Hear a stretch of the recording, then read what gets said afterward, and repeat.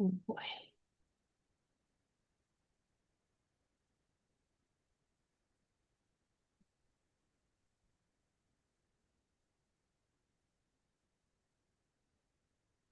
Oh boy.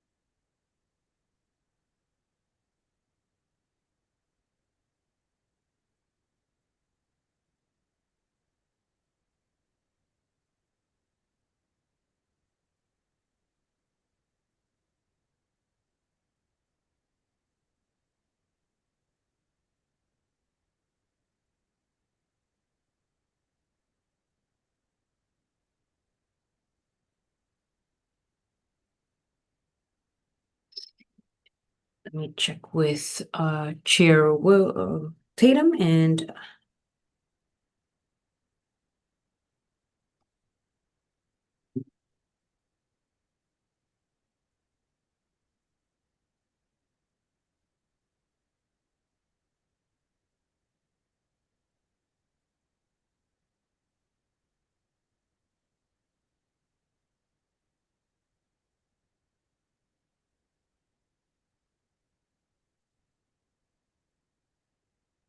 Hello, Dr. Ratley.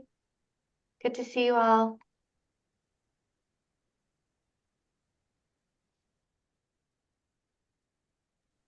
Hey, Dwight. Hey, Aria. It's been a while. Good to see you both. good to see you.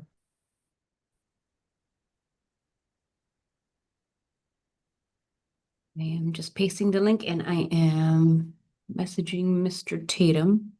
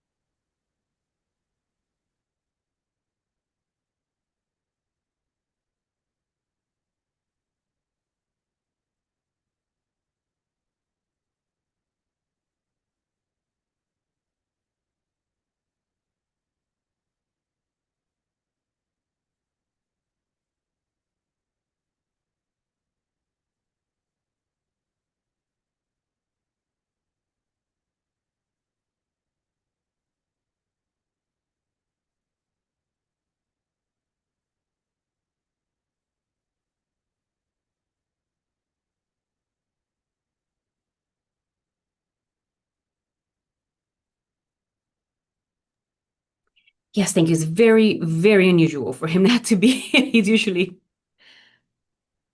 so I just called him.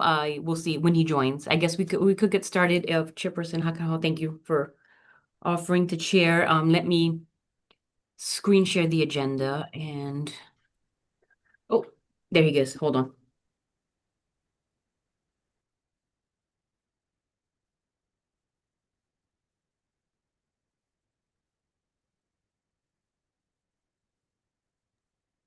He got saved. He's joining now.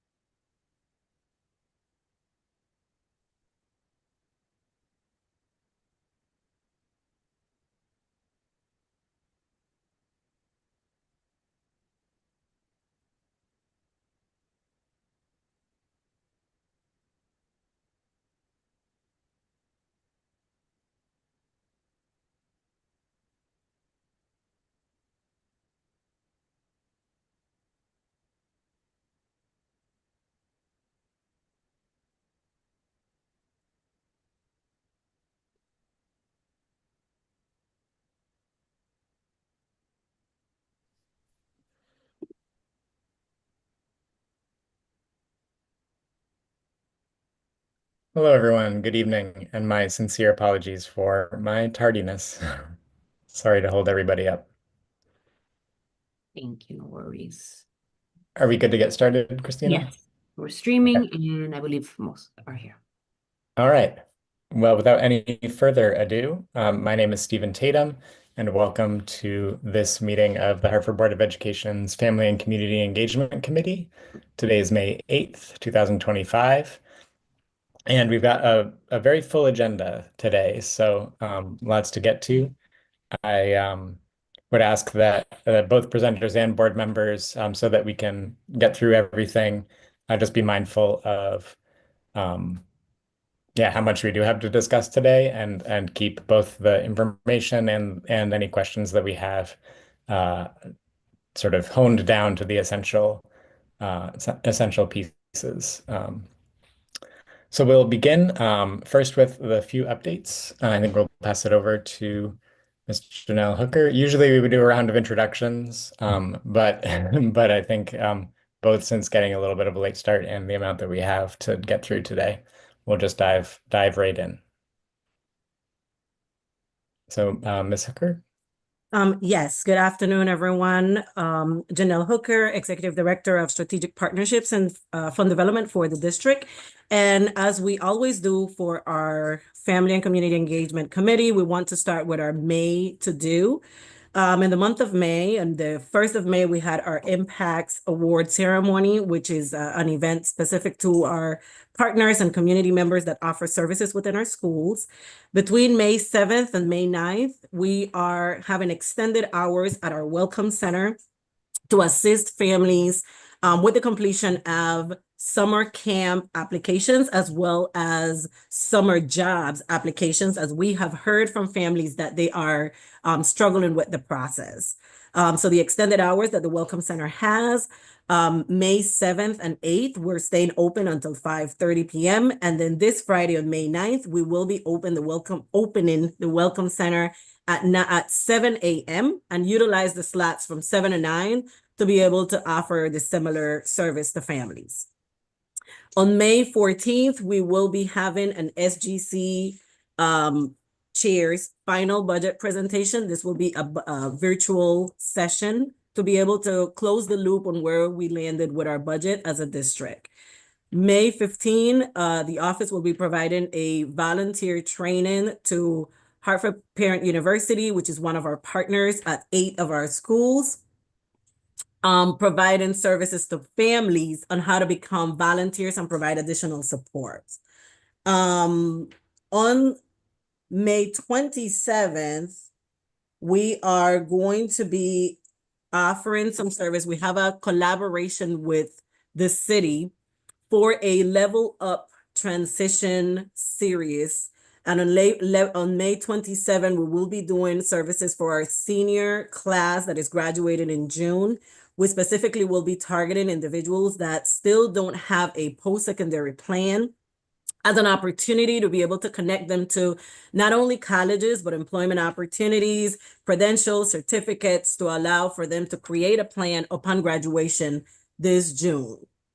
And then on May 31st, we also have a collaboration with the city where you can see we will be having 2 events. One event is going to be on the south portion of our city, and the other event is going to be in the north portion of our city, where on this north section of our city, we're going to be having a level up for our middle school students that are transitioning into high school, to be able to provide information to not only students on what that transition look like, but families, so that they're ready and equipped to prepare and help their students during that transition.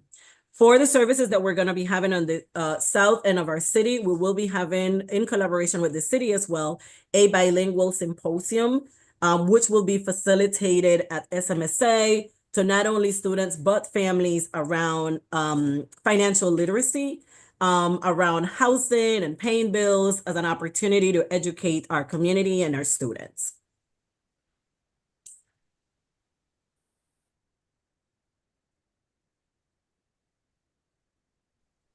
That is all. Correct. Okay. The updates. Okay. I would just like to add one other event for the community coming up.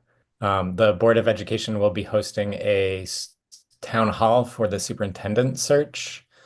This will be another opportunity for the community to give input directly to the board on what they would like to see in the new superintendent. As the board, the application is now open, and the board will be accepting applications. And so this will be another opportunity for the community to give input directly to the board. So that will happen on Tuesday, May 13th from 4 to 7 p.m. at MD Fox Elementary School on Maple Ave.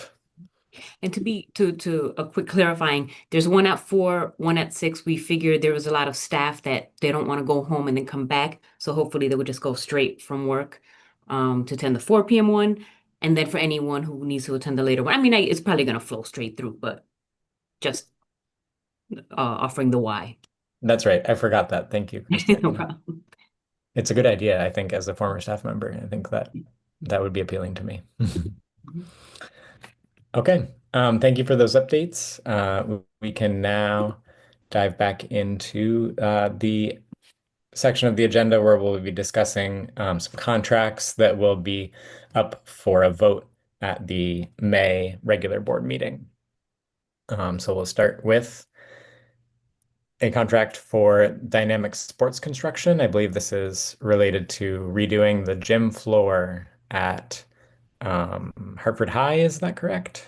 Correct. Yes. And we have Ms. Heidi Schmidt on the call to take this. Good Great. evening, Take it everyone. away, Heidi. Hi, Heidi Schmidt, Director of Athletics. Guys, keep your fingers crossed. We need 45 minutes of no storms. Get all of our games in.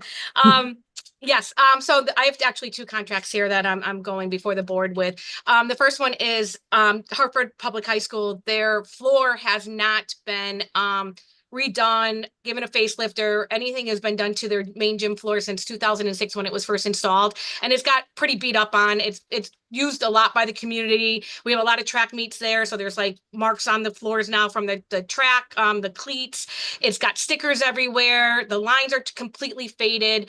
So I brought in 3 companies to come take a look at it to try to get it up to par so that we're not looking as beat up and damaged as it is. We do this normally with a lot of our schools. It's just this floor, because it's the Mundo flooring, it's a little bit more expensive to fix and to repair than it is for our hardwood floors. Hence why we're bringing it before the board, because it passes the $50,000 mark. The first one that they came in was somebody that was just going to come in, sand it down and paint it, which wasn't going to take care of any of the nicks in it or any of the other damage. It was just kind of going to give it a very small facelift.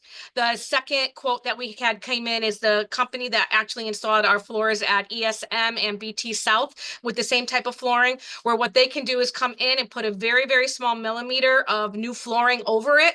And what it does is it gives it a nice clean surface. They're able to repaint all of the lines that are on there and it'll look brand new. And what they do is it's very, very millimeters above the floor that it is, and they'll put a little bit of a slope around it on the edge, so it has a nice way of blending in with the rest of the floor.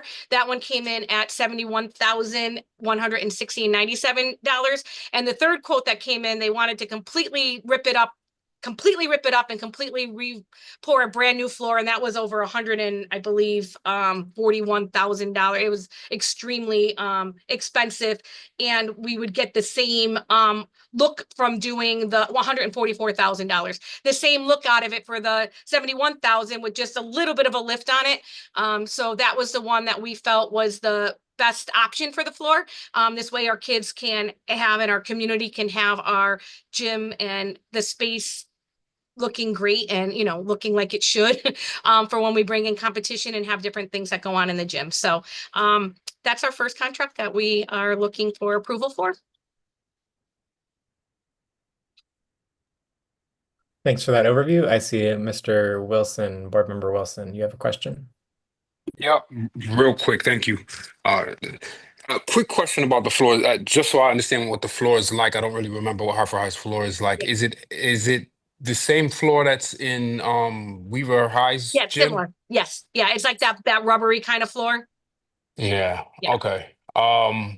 All right, and we're just looking to kind of just refurbish it and make sure that it's up to par as Yep. when we first laid it. Absolutely, yes, yes. Okay. Um, that floor is a sticking point for me, especially when it comes to basketball. Wood? I would prefer wood. Yeah. I would Agreed, prefer wood. agreed. It's tough though with the track. It just, the way it would have to blend and all of that, it just, Yeah, I understand it would have to be separate. So we are doing the entire floor, that which includes the track no, this portion. is just the gym Just the floor. just the gym floor. Just the gym Okay. floor, yes. Okay. Okay. That's my only question. I would just say in the future, if we have the opportunity, let's try it. Get some wood in there. Yeah, Nice. absolutely. Yeah. And All that's, we would be looking at that lower, that bigger price tag. It is a Right. very expensive endeavor, but we've definitely been looking into those type of options moving forward if we ever got our hands on some funds. Thank you.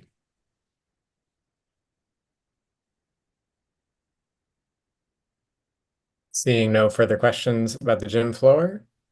And certainly, as we try to be brief here, if any questions do come up from any board members or community members, feel free to shoot them to me by email, and I'll get them directed to the proper person, and we'll get those questions answered. All right, thank you very much. We will move on to your next contract with UConn Athletic Trainers. It's me again. So this is a renewal contract. We have since 2009 been using UConn for athletic trainers for our district. We have contracted anywhere between 2 and 3 athletic trainers from UConn each year. We've also had included Trinity the last couple of years. Unfortunately, we lost our athletic trainer. He passed away at the beginning of the school year. So last year we had 1 from Trinity and 2 from UConn. So this year, Trinity no longer is going to be offering the program. So we went back to equaling it out with UConn to get 3 trainers for us that covers all 8 of our high schools. And they also cover our middle school big meets. So yesterday we had a big track meet for middle school, and I had one of the athletic trainers there with our little guys. They run those 800s, and they need some help with, afterwards, and any kind of injuries that we do have. And also we do have a grant for 1 more year. So we will be taking partial out of that 123,000 for all 3 trainers. A partial of that, 41,000 and change, will be coming from our athletic chef grant. So that will be taking the partial amount of that fee for us next year, which will help with some of our budget issues. And they, like I said, they support all of our programs, all 8 schools.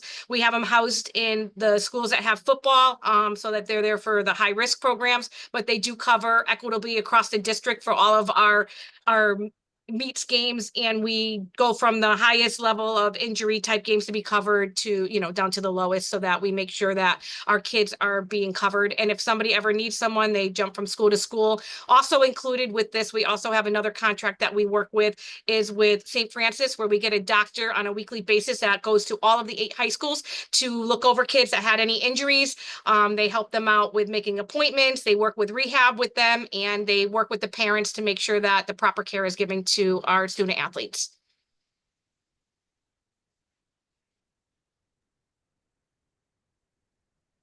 Thank you again for sharing the details and for keeping it brief. I appreciate that.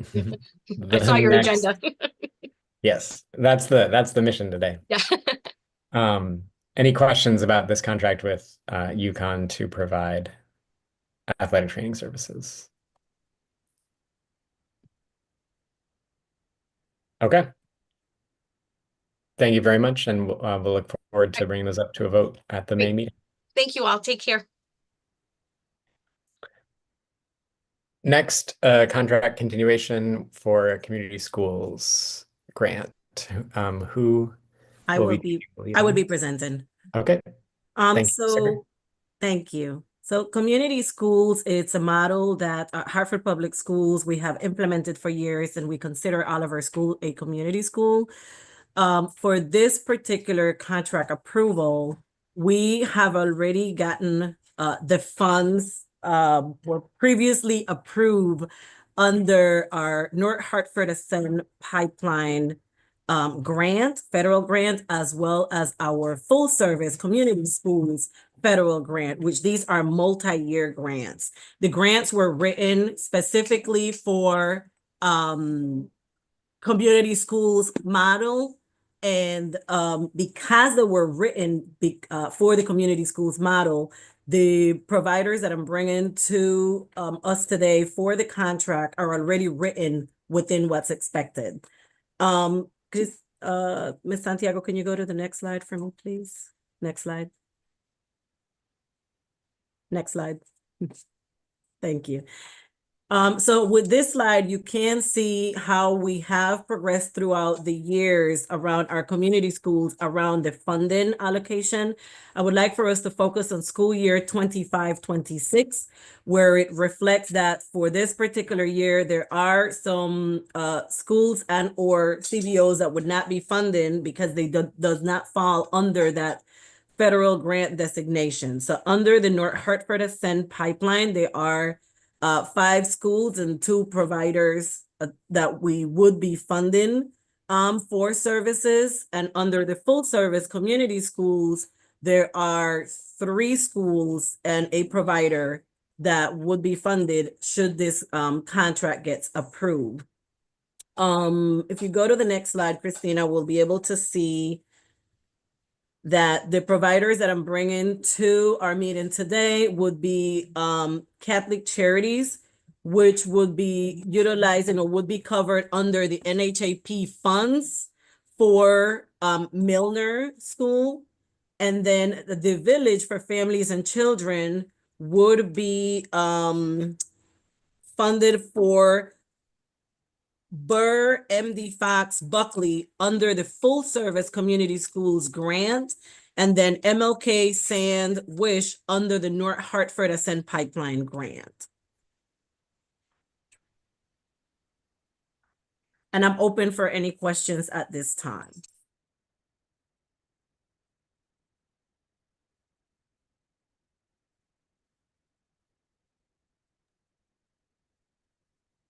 Thank you. I'm trying to wrap my head around this myself. Could you explain maybe with a little bit more detail, like especially since, you know, the community school services have been a big part of the conversations around budget reductions for the upcoming school year.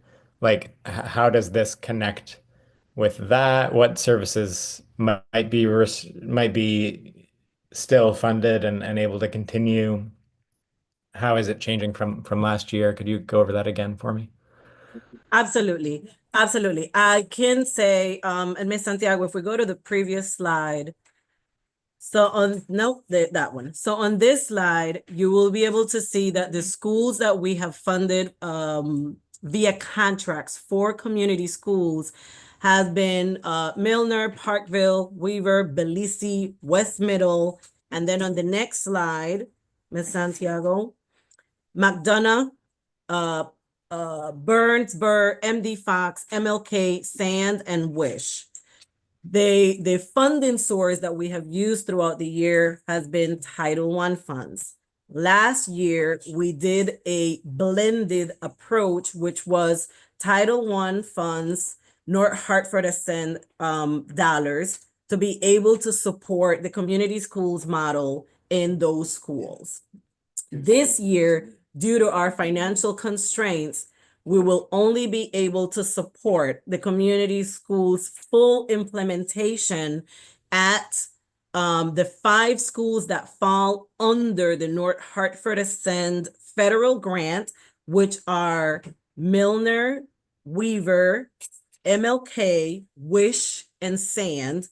And we were also recipients of a full service community schools federal grant that covers MD Fox, Burr, and Buckley.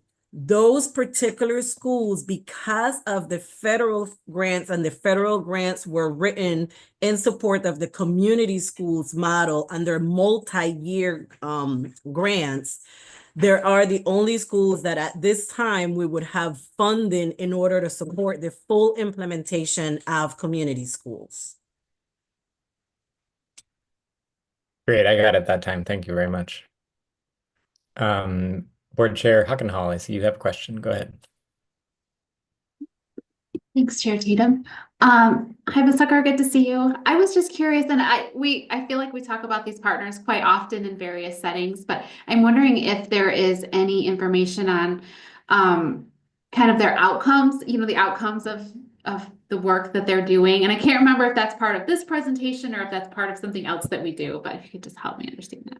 So interesting enough, in our committee today, we are providing data report on where we are with impact to what we're seeing from the partners being in the schools is a part of today's committee. And it will be a presentation later where we're able to see, like we have data where we're able to see that the students that are being served by these providers do have a higher attendance in school versus the overall students of the schools that are being serviced. And those particular data points will be a part of our presentation later in the committee today.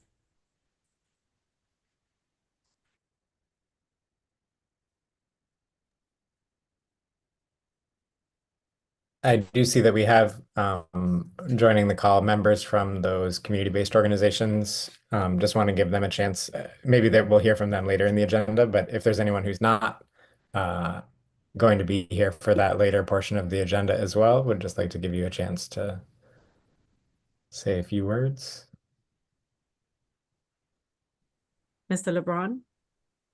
Yeah, so thank you for the opportunity and thank you, committee, for allowing me to speak on behalf of Catholic Charities.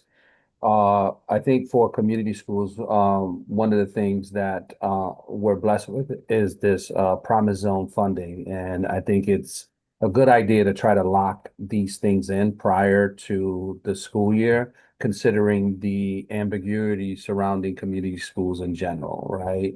I know that the board made a request of the city, and so, God willing, however that turns out.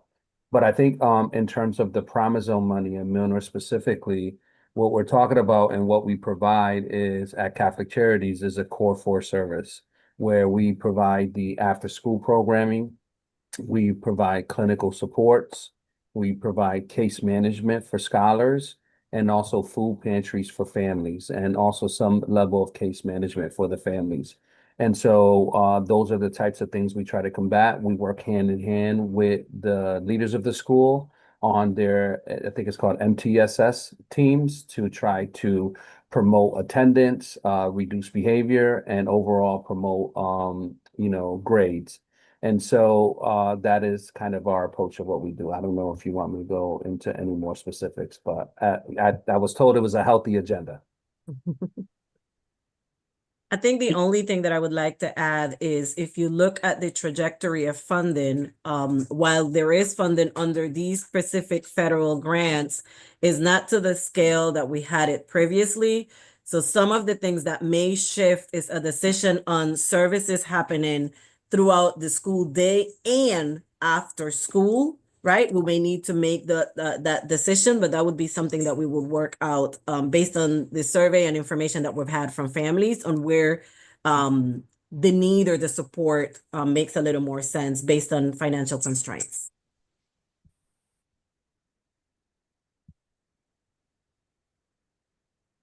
All right. Thank you for that. Even that brief overview was helpful, Mr. LeBron. Thank you. Any other questions for this contract before we move on? Okay. Thank you very much. The next contract is with Relay. Is this you as well, Ms. Hooker? Hi, I'll start the conversation here, but it is a continuation of Ms. Hooker's conversation. So this is the perfect example of how we not only maximize grant funds, but then also support the schools, as you heard in the previous presentation about those wraparound services, getting students to school, increase in attendance. This contract request is to ensure that what they're experiencing in the classroom every day is at high level. And so if you'll please proceed to the next slide. This is just taken directly from Relay's website. We already know Relay to be have a teacher preparation program. This particular contract is actually going to point us in the direction of developing not only our teachers who are already in seat, but also our leaders, as well as making that through line up through the district office. Main things to point out here, it's done by educators. Our Relay partners are on the Zoom right now to not only understand our challenges, but the potential. So when we look at, yes, it's good to acknowledge the challenges, but we have to have that mindset to understand the potential as well. Wanting to also point out, while we're increasing the teaching and learning and student success, it doesn't matter what the background or ability of the child. So pulling in that cultural proficiency and competency work.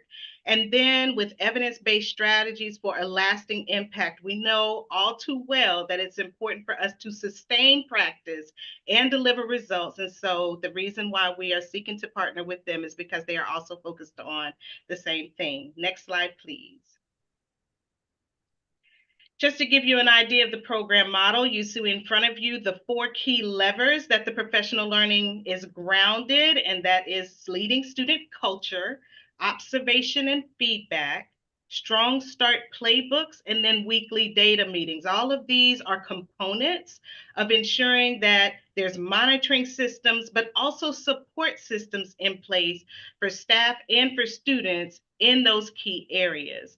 Another description or additional descriptions down at the bottom, it's job embedded, there's side-by-side coaching for the selected leaders and principal supervisors as well as classroom teachers. And we create this professional learning community where the educators actually begin to learn from one another, all grounded in this work that they are embarking upon together. The main thing is the main thing, and that's capacity building. So while we're starting small, we're building the capacity of those individuals to be able to ensure that these practices sustain not only in the schools that will be directly targeted, but then also schools who are running alongside them as well. So all of our schools. Next slide.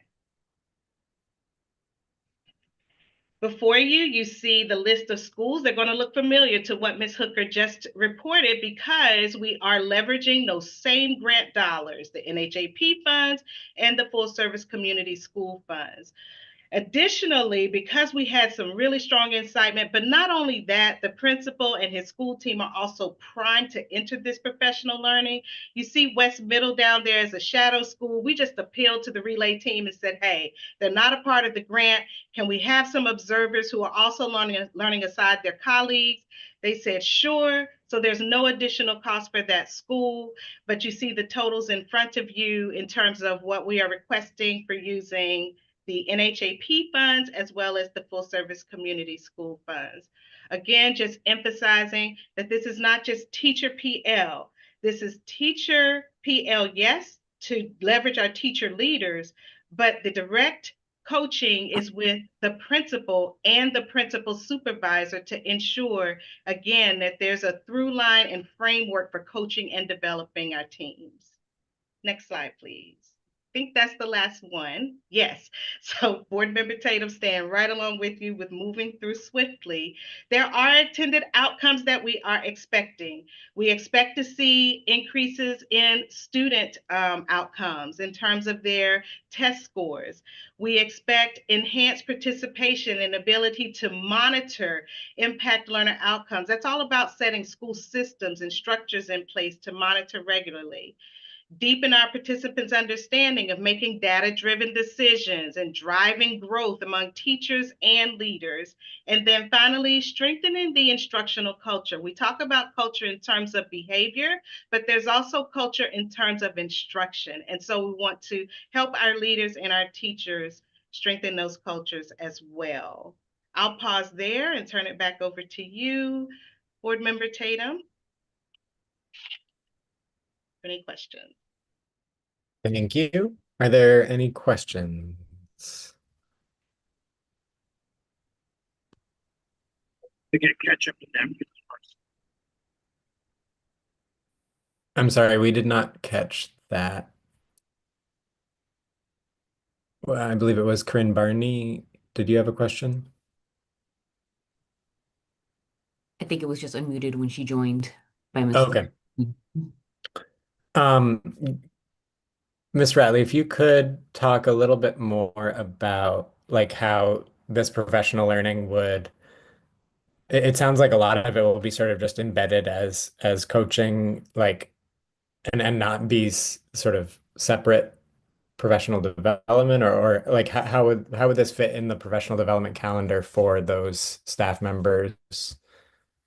It sounds like it's a mix, but could you just say a little bit more It about is a that? mix. It's a blend. So there is some content delivery and then putting it in practice. So when we think about the coaching and the observation, then that's actually following the content delivery, putting it into practice and monitoring, and then helping and supporting along the way.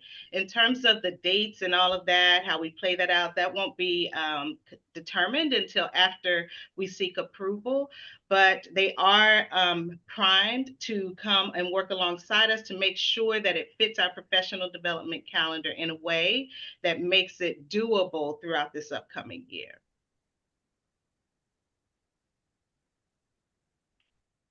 Okay. Any other questions about this contract? All right, seeing none, we will move on to, is this the last contract on the agenda, this next one? Yes. Okay, so we'll now move on to an update on community-based organizations. Miss Hooker, is this the presentation that you were referring to a moment ago? Correct. Okay. And for this particular presentation, I'm gonna just start, but I will be pulling in Viviana Alvarado as our community schools manager, who has been working diligently on implementing this work alongside our data analyst, Jacob Cornish, who is the person that helped us ensure that we can see the results of having community-based organizations offering services within the schools. Ms. Alvarado?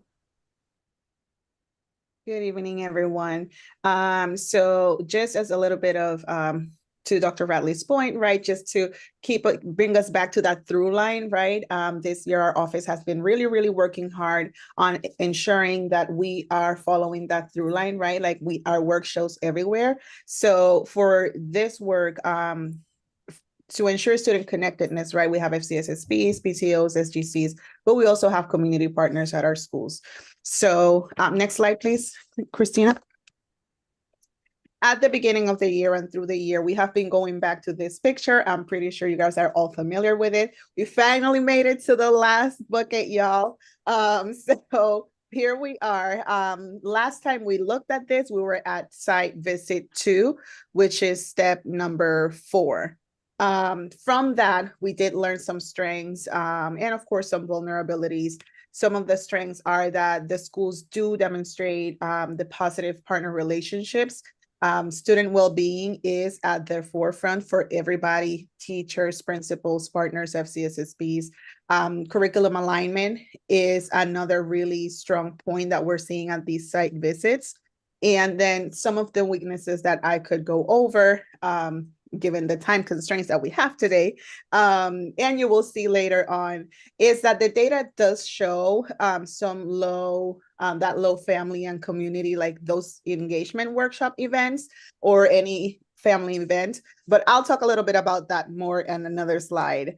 And of course, it's no surprise that one of the vulnerabilities is limited funding. That brings limited staffing. So that does lead to, at times, I think it has happened once in this school year, to maybe having to cancel program or maybe make it a little bit shorter because of short staffing. Right now, we're at that MOU renewal process. We're right on time. All of those MOUs requests are coming through the website. And we are in the process of meeting with the partner, meeting with the principals, establishing that partnerships for next school year. Next slide. So for whole school events and student connectedness, our data does show that these collaborations do encompass those academic resources. They have diverse clubs, social emotional learning, experiences of enrichment with all of our partners, right? We have 135 events that we have been able to capture. Some of those are listed here, but this is a super short list. There are so many more. Schools and partners get super, super creative. And I know we have very short timing, but I do have to say that the village has a giant whack-a-mole inflatable thing that they bring to their Halloween parties at the schools. And I'm coming next year. But some of those things are Student of the Month celebrations. Parents love seeing their students. As you all, those of you that were able to come last week to the Impact celebration saw, right? Cultural celebrations are huge at our schools. Those SGC meetings, Alejandro's doing great work. The FCSSPs are doing great work and they're packing it up. The partners are bringing families in. Our back to school celebrations obviously are amazing. College tours, field trip incentives. These are just some of the things that our partners work in collaboration with our schools in. Next slide. So the next 3 slides are going to be about that attendance piece that Janelle was talking about earlier. We have here 10 elementary schools, and it shows that the consistent effort across all the schools to improve that average daily attendance is commendable. The green bar that you see those are the students that do attend CBO either before, after school, or are being impacted by a CBO during the school, right? So those are the greens. The blue are the rest of the students enrolled in the school that do not have a program or a connection to a CBO. So as we can see here, those students that do have, I don't know, the Village, a Catholic Charities, a 2-for-1, whoever, right? They do tend to come to school more than the students that don't have a partner attached to them. And this is elementary school. We'll go to middle school next. Thank you, Christina. At the middle school level, just like we're amazing at celebrating things, right? We're also honest and transparent. And we can see that one of our schools is not there yet, right? If we're looking at the other schools, if we look at MLK, McDonough, and Milner, those students that have a partner attached to them, their attendance is higher, right, compared to the others. Burr is definitely one of those schools that we're really, really looking at. And this year we have made a very much intentional effort on bringing in more partners that support them through the school day, right? Because one of those things that we notice is that not all schools obviously are built the same. They don't have the same needs. Some schools do need more after school partners, and Burr is one that needs during school, right? So those are some things that we're shifting for next year with them. Next slide, Christina. And these are our high school students. Buckley is, their attendance is higher with those students. And this is, I'm quoting the principal here, those students that do, that are Spanish speaking, that work with Center for Latino Progress. This was at one of our site visits, and he wanted to make sure that we all knew that. So I am doing my due diligence and ensuring that everybody knows that, right? That is a major increase this year. And there is still some work to do at Weaver High School. Next slide. And this is the slide that I said that I was going to reference later on. So when we look at this slide, we're looking at 2,147 unduplicated active students. Like, these are the students that we are tracking here. And when I referenced this slide earlier, when we're looking at weaknesses for family engagement, what have you, is that Janelle and I have been in conversations. Are we tracking that data in the right bucket? How is the partner tracking, right? Like, maybe they did a STEM night and that was listed as experiential learning, right? But it wasn't listed as a family engagement. So we're looking to see if we can do a little bit more of that, like, data dive with our partners to ensure that we are really inputting or clicking the right buttons, if you will. So that's what I was referencing to earlier. Yes, family engagement is something that we're always working on, but this might be one of those pieces that we might need to look at into next year. And then lastly, You know, do you want to? Give me 1 second. If we go back to that slide. I think the only other thing that I would elevate on this slide is that we do have a variety of partners, and what we have decided around our data analysis or analytics is to have 5 buckets that are the buckets that we are using as an opportunity to assess how our students are doing in terms of the engagement with our CBOs. So as you can see, we have an academic enrichment, and this is where we're looking at everything that is either tutoring, homework assistance, anything that's academic related is under our academic enrichment. We have our career and workforce development. Experiential learning is where we're looking at anything that is around the sports or anything that has the art perspective. That's that bucket. And then we'll have the integrated student support, which is where we're looking at anything that is around case management, youth development services, and things to that nature. So I just wanted to elevate that we have narrowed it down into buckets. So as we're doing memorandum of understandings, or we have partners coming in to provide support within our schools, these are the areas that we're looking. We're also entertaining for next year a referral bucket, and just to really see if partners are making any additional referrals for our students, either around mental health, housing, or anything to that nature, to see if that that correlation has any impact from a data standpoint and how our students are doing, but we're not there yet. Thank you. Next slide, Christina. And for those of you who are not aware, we have launched a integrated mapping tool for our partners, and we're so very proud of it. We revealed it last week on May 1st at our Impact Awards. But our main goal with this is, one, to have all of our partners listed into our website per school, right? So this is a screenshot, so I can't really go through it. But you can see Global, Betances, right? And all of the partners that are at each school are going to be listed there.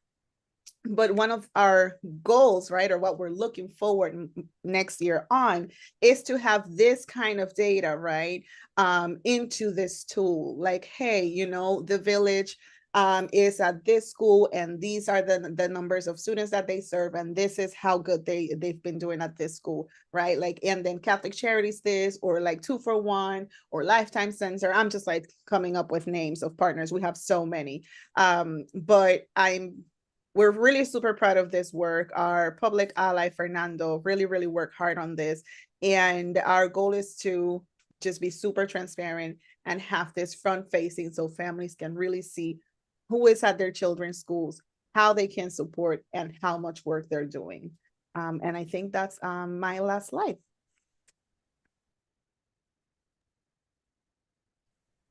Thank you for sharing all that. I'm really excited by the clarity in terms of like what are our targets for these services, and the ability to like track like what are our main goals with these interventions and supports, like that from a sort of like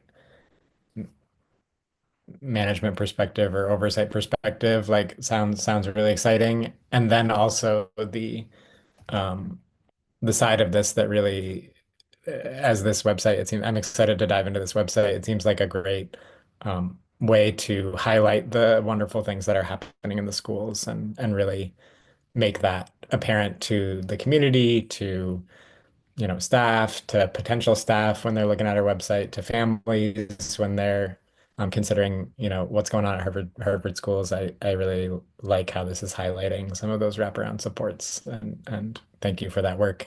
And thank you for you said that it was a public ally who was part of Yes, that? Fernando. Correct. And public allies unfortunately lost their federal funding. Am I right about that? Yeah, that's They sad. did, but he's coming back. We had a positive call today. At least in Connecticut, the funding was not tied federally, it was tied locally. And I'm excited to share with people that I didn't get to talk to today that we got a call this afternoon that he will be able to come back because the funding for him is local. So we're excited that he'll be back in the office on Monday because we do have exciting work that he started and we can't wait to continue. So we're excited about that. I'm glad to hear that.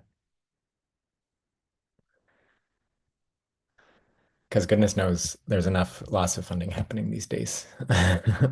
So glad that at least in this one case we have some good news.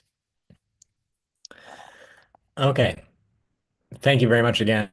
Yeah, very excited about that work. Were there any questions from board members? Okay. We'll move on to the reports on School Governance Council, Title I, and Welcome Center. Sure. Good evening, everyone. Alejandro Martinez, Family Outreach and Engagement Manager out of the Office of Strategic Partnerships and Fund Development. And so we have a bit of a change in news here. We have, compared to last month, we have one additional school, HMTCA, that went into a full SGC membership. So now we're up to 34 out of our 38 schools. And then one additional change in CBO partnership. We have one additional CBO that actually joined HMTCA. They were only missing one community partner, and I'm happy to say that that organization was elected yesterday. So that's a great news for HMTCA. So as of right now, we are at 89.5% of our schools at SGC full compliance. And we still have, and we're continuing to work as hard as we can as a teamwork with the chief of schools, with the EDSLs, on ensuring that the additional schools are in full compliance by the end of the school year. I know that Noah Webster School, it's also just missing one community school partner, and they're actually holding elections next week, and we'll be providing support. Our office with the chief of schools office will be providing support to Burr Middle School and Parkville, who are just missing just a few members of the SGC. Any questions regarding SGC before we go into Title I? Just thank you for your efforts on that. I think, yeah, we've discussed the vital role that SGCs play in how schools function, and know that it takes a lot of work to get everybody to the table. So thank you for that. You're welcome. And when it comes to Title I funds, as of May 1st, we have encumbered $133,921.24 for parent activities, for the parent activity accounts, which means that we spent almost 95% of those funds, which is a great thing. One of the things that we do not want to do as a district is send any Title I funds back to the federal government. Our finance team, it's finalizing every requisition that was actually put in from every school. So this is not our final number. Hopefully by the end of June, we'll be at zero. As of right now, we have a balance of $7,525.47, and this is district-wide for all schools. For the board members specifically, I know that this month's Title I report looked a little bit different. Christine, I'm not quite sure we got a chance to send that out. And so you don't have to pull it out. But one of the things that we did, I know that when we were sending the reports, it was almost 42 pages long. And so we took that 42-page document and just turned it into, I believe I was able to turn it into a 2-page document where it actually shows you the name of the school, the amount that that school actually received, what has been spent, what has been encumbered, if they have a balance left, and what percentage has been used. That way, when you're all looking at the document and the report, it's much easier for you all to read instead of going through page by page per school. It's just one master document, 2-page master document for you all to see. And it is attached in board docs, even though I haven't had a chance to email the board members yet, but it is attached in board docs. Thank you. You're welcome. And I believe that concludes my presentation. All right. Thank you, Alejandro. You're welcome. And now I believe over to Flor de Hoyos for the Welcome Center report. Is that Yes. correct? Yes, good evening. Thank you. I'm Flor de Hoyos from the Welcome Center. And just as a reminder, the reports are sent out to you ahead of time. So I will give you a breakdown or a snapshot of the reports. For the month of March, the Welcome Center had a total of 748 intake in our data. A total for the year so far, we have 5,132. Next slide, please. As you see in the month of March compared to last year, we really exceeded those numbers. I believe it's so tiny I can't see it, but I believe it was like 513 or 313, and so 700 this time around. For the engagement services that we provided, we had our top three. As our top three was the summer school information, and as Ms. Hooker said earlier, we have extended hours today. Tonight was one of the nights that we had extended hours, and tomorrow morning we will have extended hours as well. We also had the displaced family support as part of our 3 areas and transportation inquiries. And for the engagement services, the top 3 schools that we service were in elementary, Belize, Sand, and MD Fox. For the middle schools is Burr, MLK, and McDonough. And for high school was Hartford Public High Schools, Hartford Public High School at Weaver and Buckley. Next.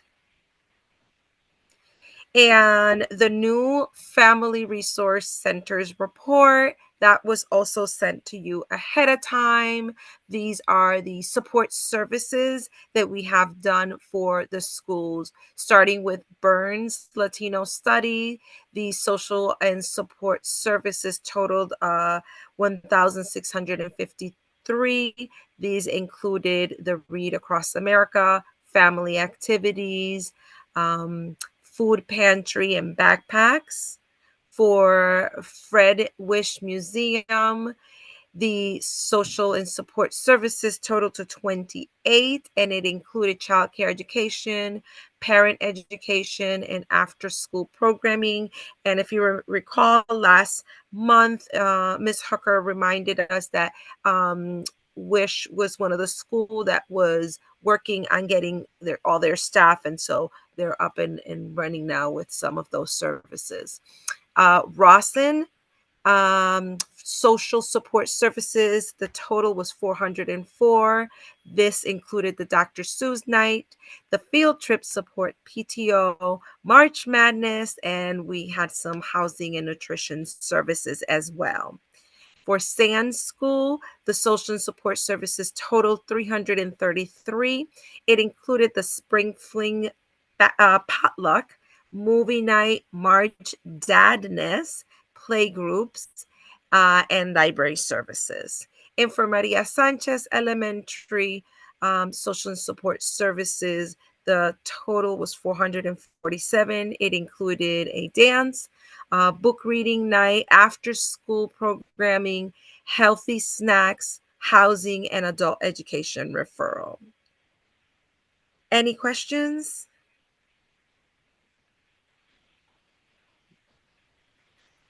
I have one question. I didn't have a chance yet to look through the full Welcome Center report, but is there an explanation for like the rise in intakes for March?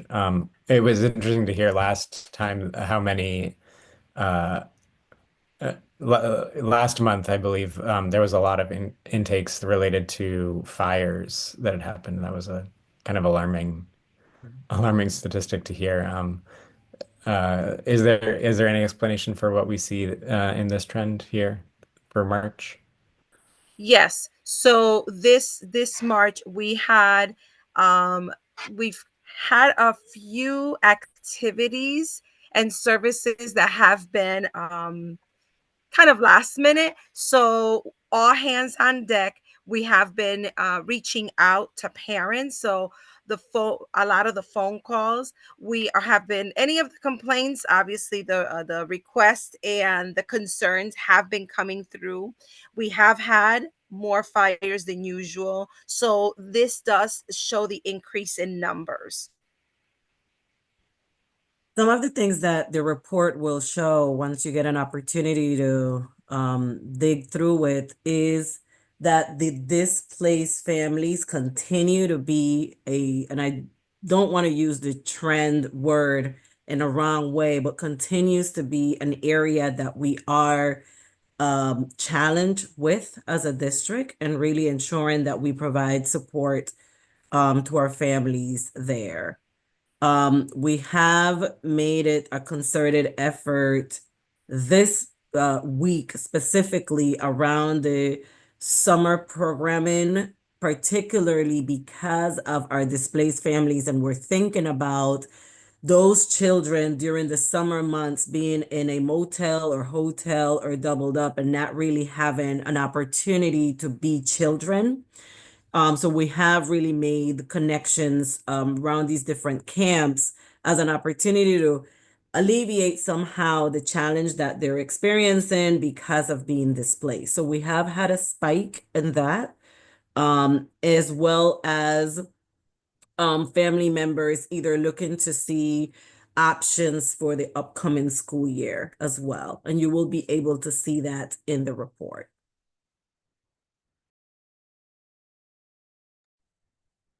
Thanks for identifying those. I'm always curious what the story is behind the data. Any other questions? Did you have a question? Did I see your hand, Ms. Hockenhall, or? I have the same question. Okay. Thank you. Can I just make a Any quick other comment? questions? Go ahead, Board Member Sara Perez. Thank you so much, Chair. I just wanted to name that thank you so much for answering that question. And the answer is probably in the report, and I'll look at it. I'm assuming we have how many families and kids in particular have been impacted by fires in Hartford. And the reason I ask for that is because I think it's such an important when we're talking about the wraparound services that we offer, it's such an important conversation to be had, because I think it speaks to the larger ecosystem that we're working underneath, right? Is not just schooling that's happening, but it's also all of the other factors, housing, and that affect our young people and their ability to get supports and services. And when we're talking about funding and when we're talking about all of the needs, this is part of those very important needs, because if you don't have security at home, it's a lot harder to be able to be present in school. So I just wanted to name that. Thank you for sharing and being so detailed about that, because I think these are the really important stories when we talk about funding and why and how to meet those needs. Thank you. Thank you. Thank you for highlighting that as well. We are always worried about our children that are staying, especially the ones in a hotel. And for the summer, one of our biggest worries is that, at least during the school year, breakfast and lunch is included, and sometimes that's their only meal. And if they're staying at a hotel, they're not eating what we call responsible or healthy food. And so this is why this data, we track it, because it is extremely important. And food and transportation are also like one of the big ticket items there.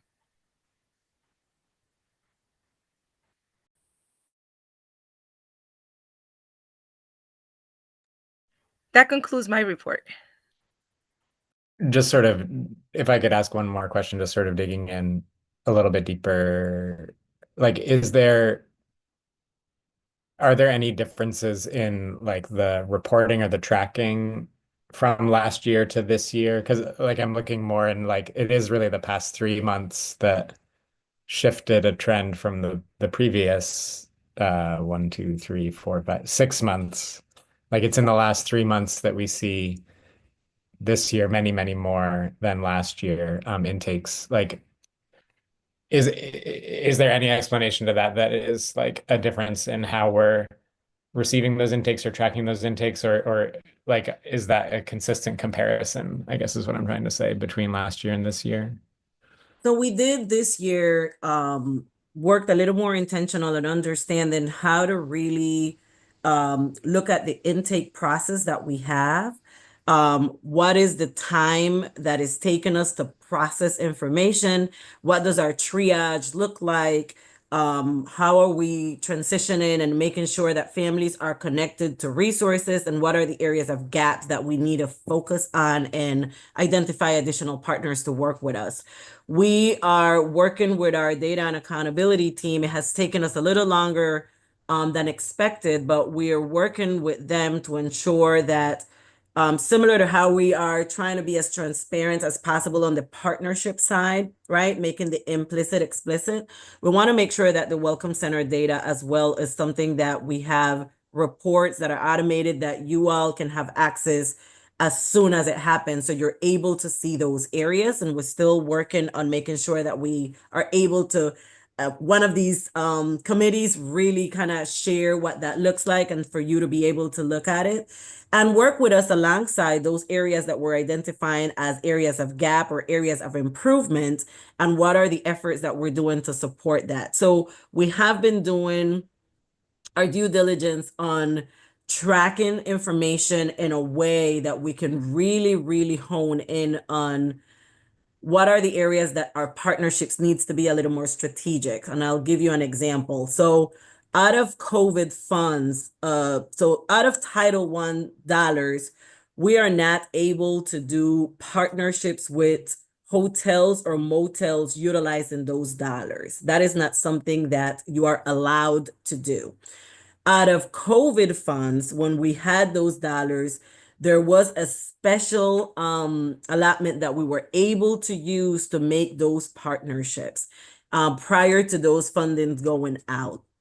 And with that, we were able to make develop a relationship with Motel 6 where they gave us a lower rate, and we were able to purchase ahead of time a number of nights as we were having families coming in on a Friday being displaced. And typically on a Friday, finding a shelter or finding where someone to reside for the weekend is a challenge. So these particular nights that we were able to solidify, we use them specific to that because it allows us to at least ensure that those families have a place to reside.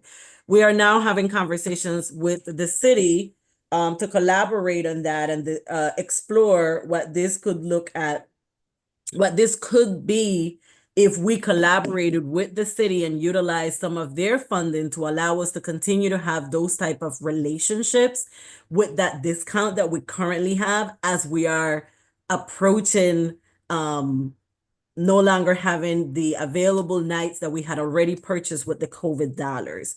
So the data is allowing us to really hone in on where we need to have concerted efforts as a team, where we need to really do strategic partnerships and outreach so that it's not based on feeling, but it's based on what we're really seeing, and how can this really be a little more streamlined to support our families. So you'll continue to see our reports be a little more, I want to say maybe the word is intentional, just so that we can really, really hone in on what type of partnerships we need to develop to assist our families.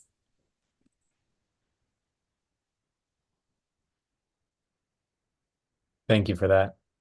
I appreciate all the thought, intention, and work that that is going into supporting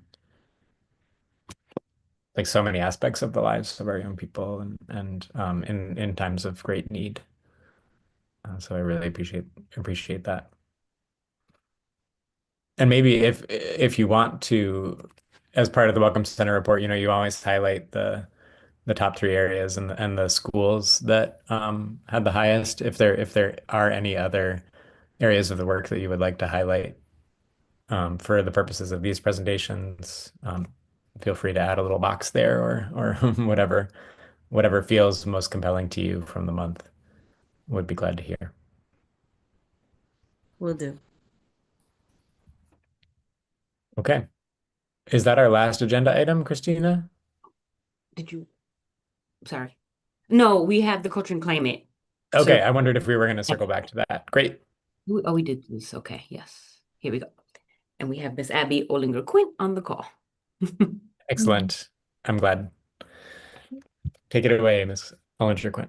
Absolutely. Good evening, everybody. I am happy to be here to discuss our climate and culture survey results with you and share some of our findings. So, Christina, if you could advance. Yeah. So just a couple of items for our agenda tonight. We are going to review the 2025 Culture and Climate Survey feedback that we received from our students, our families, and our staff, and consider these findings in relation to our new strategic priorities that I'm certain that you are somewhat familiar with. If you could go ahead and advance. So just some quick background information about this survey. This year, we gave our surveys in February of 2025, just prior to our winter break and continuing until the end of February. This survey assessed the experiences of our students, families, and staff within the Hartford Public Schools across a number of domains that we continue to be interested in. Participation rates are found there in that lime green or light green circle. You can see that 84% of our students participated, 12% of our families, and 55% of our staff. I do believe that ahead of this meeting, you may have received a briefing with some preliminary data or some one-pagers. They are also embedded in the online links in board docs.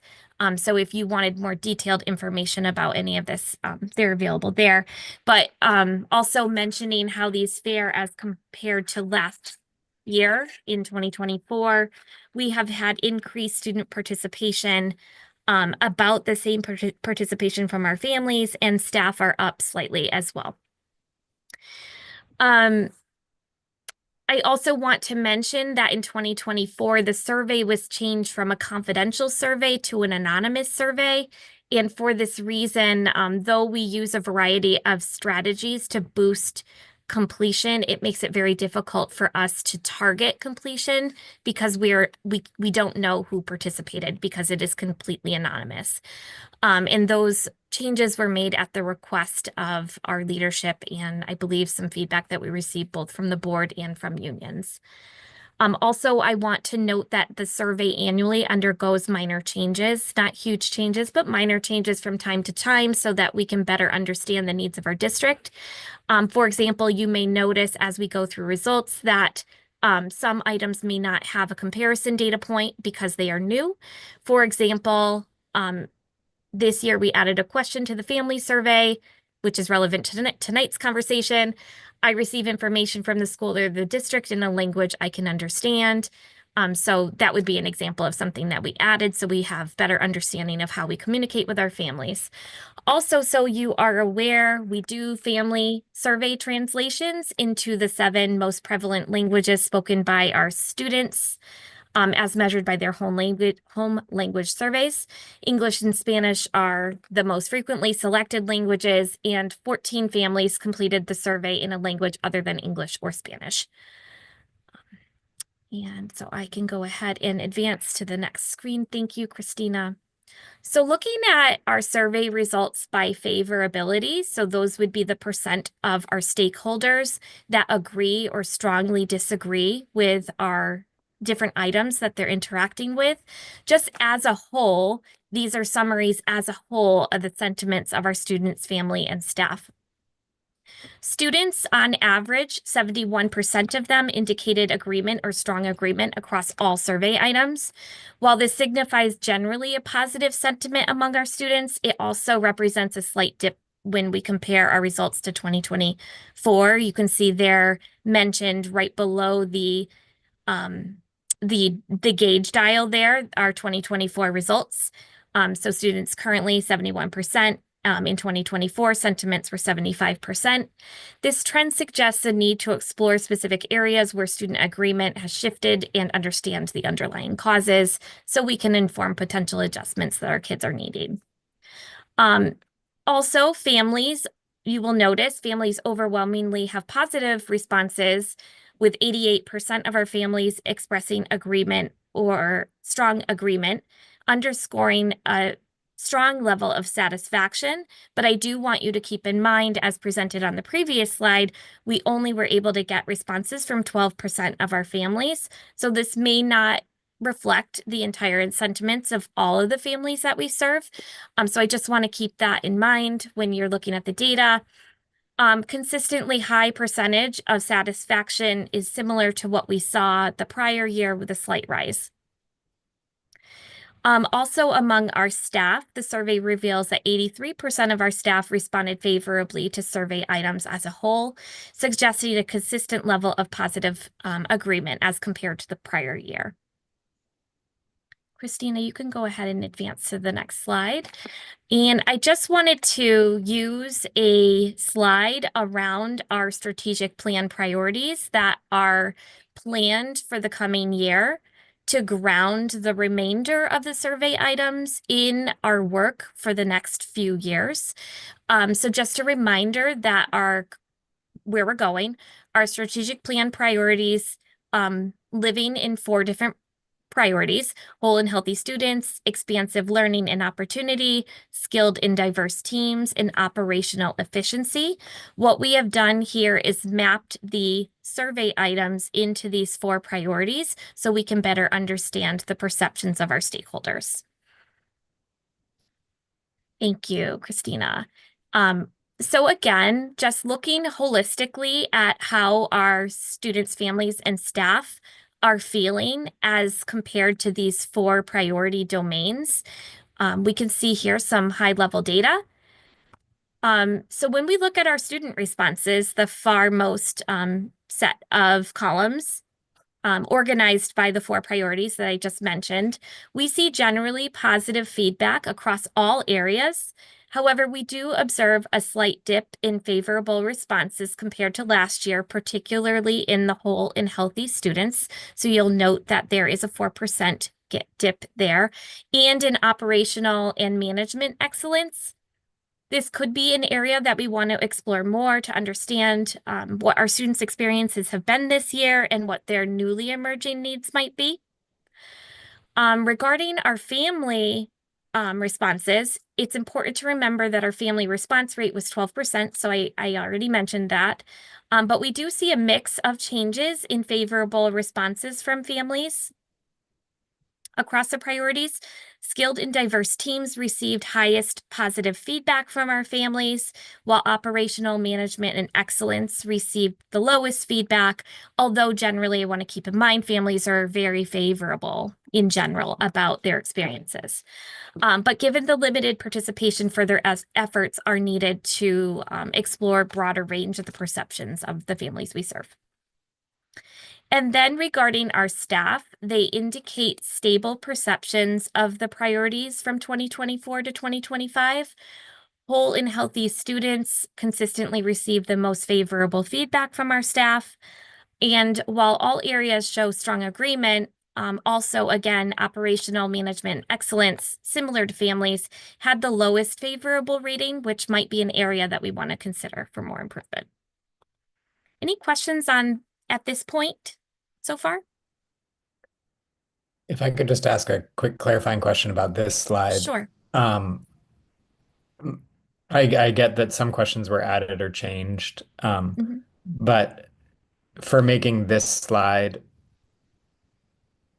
did you kind of code each question with because these categories, these priorities are newer than the climate and culture survey. So you just sort of tied each question to one of those groups. Correct. Thank you for your question. Yes, we remapped we have the questions organized by our prior strategic plan as well. But we remapped the questions for this particular purpose to the new priorities, because this information, I think, would be most useful as we plan for the next coming school year. Was that reflected in the design of the survey as well, or was that sort of a back end organization of the data? It was kind of both, because we did in February make adjustments to the survey knowing that there was future-minded data collection needed. For Okay. example, like the one that I had shared is like, we definitely want to know how best to communicate with stakeholders as we plan to move forward. But at the same time, yes, we didn't overhaul the survey in a completely new way that made it difficult for us to compare previous perceptions. Okay, great. Thank you. You're welcome. And Ms. Hagenhall, go ahead. Yeah. Hey, Abby, my quick question for you is just the number of people or the percentage of folks that responded this year versus last year. Is that still about the same? Like, was it 12% of families last year and 12% of families this year? It was 14% of families in 2024 and 12% in 2025. And teachers, is it about the same? Teachers were 55% of teachers, so about more than half of the staff. And it's staff, it's not just teachers, but Sorry, staff. Yep. that's okay. Just wanted to be specific. So 55% of staff versus 48% the prior year. And then regarding students, we actually had a pretty substantial increase in students. So 84% of our students responded to the survey, and these are for grades 3 through 12. Just so you know that the K through 2 are not included. So 84% in 2025 versus 75% in 2024. Great, thank you. You're welcome.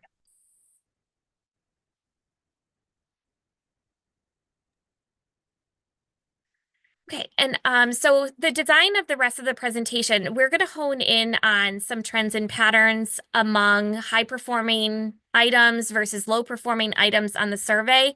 And then I'm going to end with some general takeaways and trends from across all survey items. But like I said, you do have the detail of every single item and how folks responded, and those are available to you in the board docs. And I'm certainly able to address any questions that you have on specific items. But what we see here are the top performing survey items by stakeholder. And I tried to be helpful and code them by the priorities that I had previously mentioned, but just to ground it right here so you know what you're looking at, where you see that dark bluish color, those are the whole and healthy student items. We have that greenish color, expansive learning and opportunity. The purple represents our skilled and diverse teams, and then that lighter blue cyan color are representing our operational efficiency, just so you can see how the items have fallen as far as the highest performing.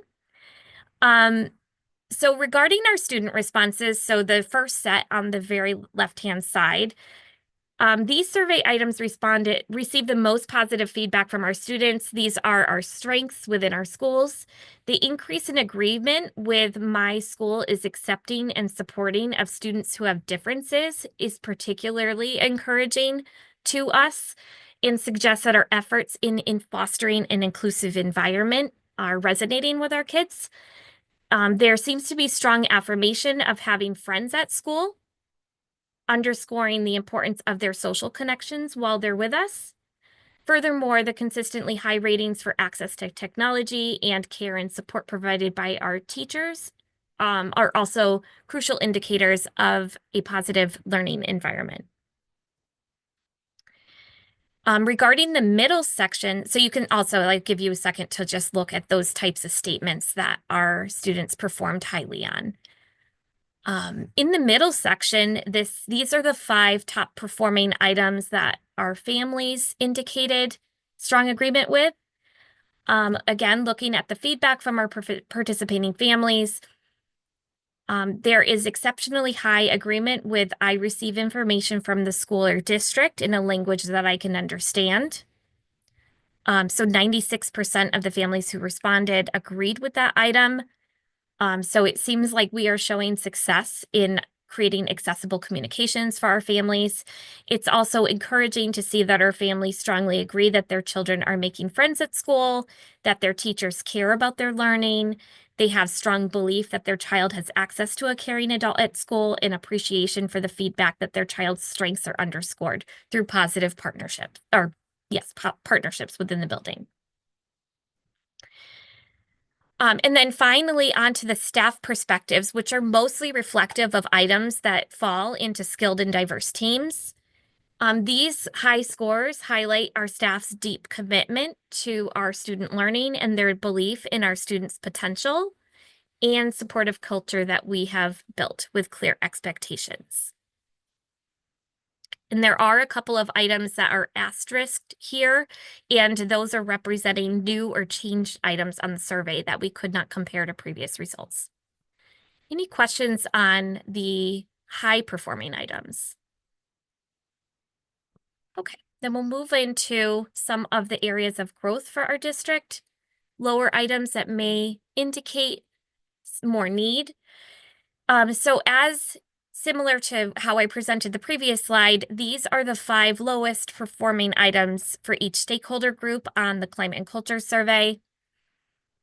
This information we hope will be particularly useful as we consider the development of our work streams for the coming strategic plan.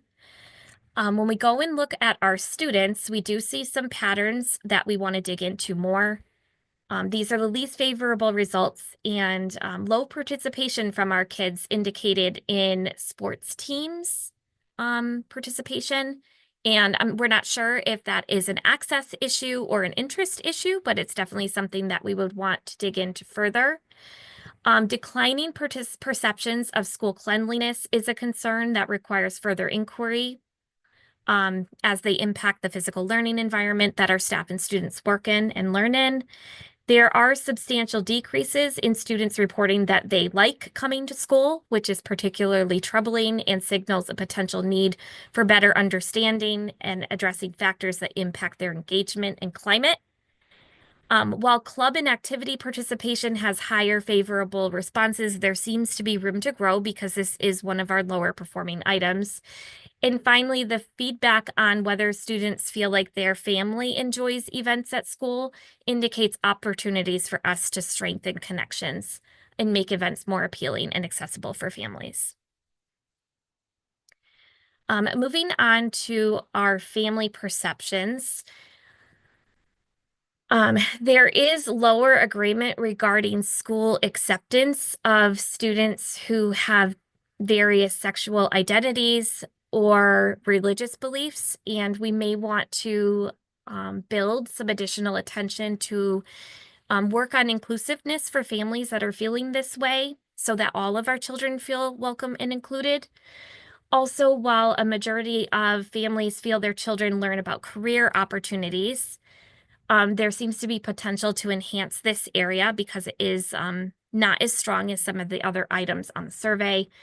We also see an opportunity to better communicate and expand awareness of our after-school activities. And finally, want to ensure that all families know about and feel comfortable utilizing our Welcome Center as a supportive resource. Now, I know Flor presented some data just prior that seems like families have no problem finding our Welcome Center, but there's always more room to support them. And then finally, opportunities among our staff. Staff did identify some areas that they would like to see improved. There is declining satisfaction. They are agreeing with the students about the building maintenance and the cleanliness of our environments. So it is something that we definitely want to look into so that we can make sure everybody's comfortable and healthy in their working environments. Positive school culture indicates further exploration to understand contributing factors and identify strategies for improvement. Not really sure what is causing the drop there, but again, that is something that we are interested in. And staff also reveal opportunities to improve their leader check-ins for staff support with meaningful instructional feedback and development of practice. And I believe like Dr. Ratley touched on some of that earlier a bit ahead in the presentation, that we do have strategies underway to address these things. And this is a newer question that we're asking staff because we do want to know more about how we're doing in this area and how we can support them. Any additional questions on any of these items? Okay. And then Christina. Oh, I'm sorry. I don't have a question, but I more have a comment. I mean, I have a lot of thoughts about this, and thank you so much for putting it this way. I think the one that rises to me in terms of wanting to highlight in this moment is definitely thinking and agreeing with you and highlighting the LGBTQIA plus students, and also figuring out how are they feeling in this moment, what experiences are they having in the building, accessibility to use utilities and bathrooms and safety concerns. I think that's a really important conversation that also we should consider as we're thinking about this, particularly because of just current national climate, but also what we know is happening locally. So yeah. And I do want to add a little bit more context because along with items about how accepting our schools are with students of different identities, we also included not only sexuality and religious beliefs, but how they feel about race. And there are other variety of factors, and these were the ones that parents felt they were more concerned with. So I just want to iterate that this is the family sentiment and not necessarily the sentiment of the students. But thank you very much. I agree that we want to make sure everybody feels like they belong. Christine, unless there aren't any other questions, we can go on to the next slide. So as a whole, those were the two. We wanted to focus on the highs and we wanted to focus on the lows because they definitely inform our work as we consider what to continue doing and also what we need to urgently address. Overall, just general sentiments across all items on the survey. Students highlighted that they have strong social connections, but significant concerns about liking school, feeling safe, and building cleanliness. So I think there are areas there that we can continue and hone in on, but there's definitely more that we need to ask of our kids to better understand why they feel this way. Families expressed high satisfaction with communication and support, but lower agreement with LGBTQI+,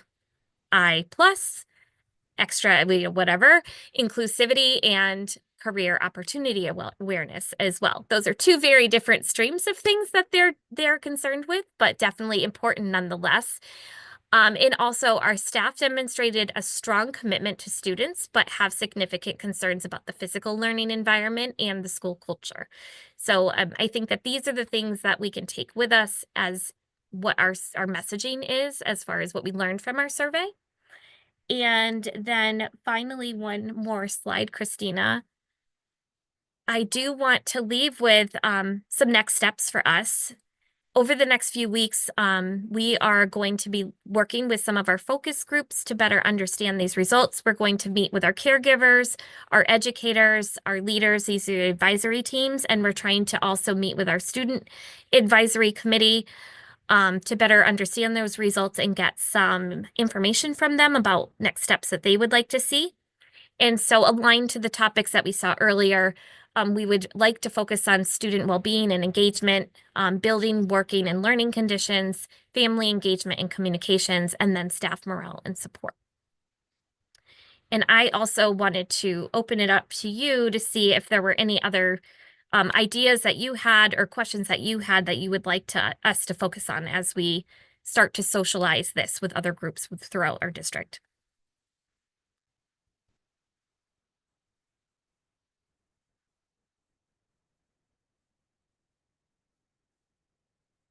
And if not, then that is the content that I have for tonight.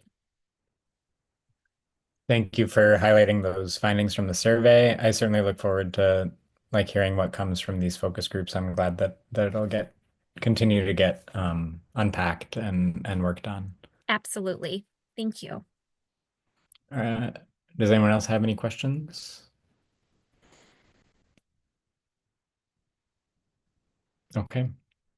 Appreciate again seeing this data reflected, and I'm glad that that input and feedback that we receive from the different groups is very important to guiding our work. So thank you. All right, I believe with only 6 minutes after the time, which was at the beginning of the meeting, I usually everyone's commit through that, getting through a heavy agenda today. If any questions do come up again as you're continuing to process the data, please send them my way and we'll make sure to get them answered. And with that, I hope everyone enjoys the rest of the evening.